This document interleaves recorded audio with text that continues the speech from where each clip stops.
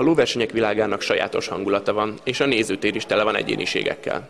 Ide kalauzol el minket Magsa Eszter következő riportja.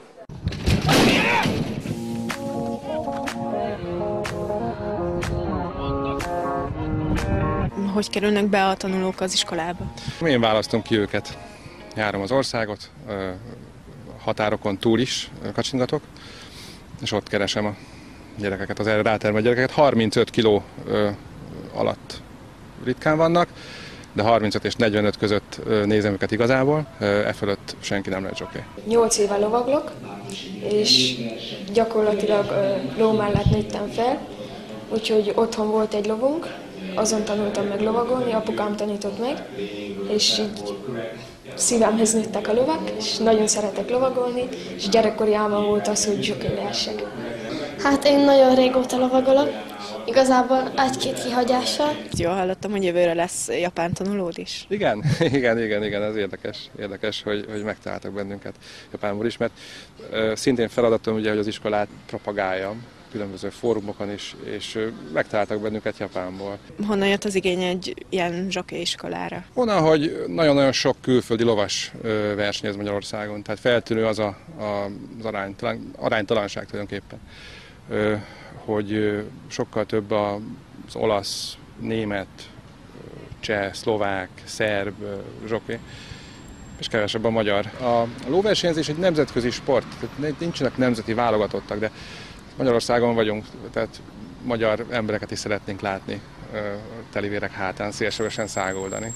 Tőlünk 60 kilométerre van a Nemzeti Vágta előfutama, a Székelyvágta, és én lassan 2 éve hagyományőrző vagyok, és ott voltunk a huszár csapattal, ilyen huszárkarusszelt mutattunk be, és ott volt Kovács Botond, a Kincsen Park startere, az Alagi Zsokeiskola menedzsere, és ott úgy volt, hogy megfigyelte, hogy lovaglok, és úgy gondolta, hogy elhív. És akkor egy nap megkeresett ott, és akkor elmondta, hogy lenne ez a lehetőség, mert hogy nem vagyok nagy, és hogy eléggé jól tudok lovagolni, és akkor adott egy névjegykártyát, én még aznap felhívtam anyukáméket, és másnap akkor odajöttek, és beszéltek vele, és eldöntöttem, hogy jövök ide. Aki olyan szinten van, az 10-től már versenyistálóba kerül, és ha ott is teljesíti a követelményt, akkor az leteheti a versenyzési licenszét,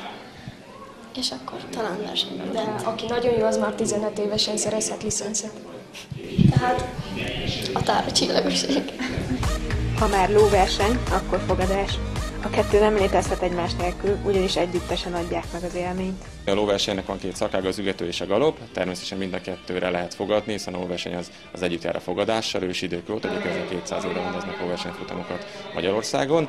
Jelenleg Zömét a Kincsen Parkban futunk versenyeket, ügetőt, illetve galopot. A feltett pénzeket bizonyos százalékban visszaosztják a fogadóknak, tehát ha valaki egyedül talál, akkor sokkal több pénzt fog nyerni, mint hogyha sok talált lenne egy adott futamra. Lefordítva minél nagyobb a meglepetés, egy futamban annál többet nyerhetnek a fogadók. Az alaptét az jelenleg 200 forint, tehát annyi egy fogadószervének vagy tiketnek az ára, ezt ugye így hívjuk tulajdonképpen lóversenyes szlengen. Azt kell mondjam, az utóbbi 1-2 évben látható már a fejlődés, látható, hogy tudunk előrelépni, óriási a konkurencia a szórakoztatóipar területén és hát a fogadás területén is, hiszen nagyon-nagyon sok lehetősége van már a mai fiataloknak arra, hogy elköltsék a szabadidejüket és elköltsék mondjuk adott esetben a pénzüket, de szerencsére a lóverseny, mint sport, meg a fogadás mellett próbálunk olyan eseményeket ugye behozni ide a Kincsen Parkba, amivel kicsábítjuk mondjuk a fiatalokat is. Nagyon sok ilyen kísérő rendezvényünk van, és azért amikor nagyobb versenynapot tartunk, és ilyenből azért volt már idén jó néhány, meg lesz ugye közelgőgető szilveszter,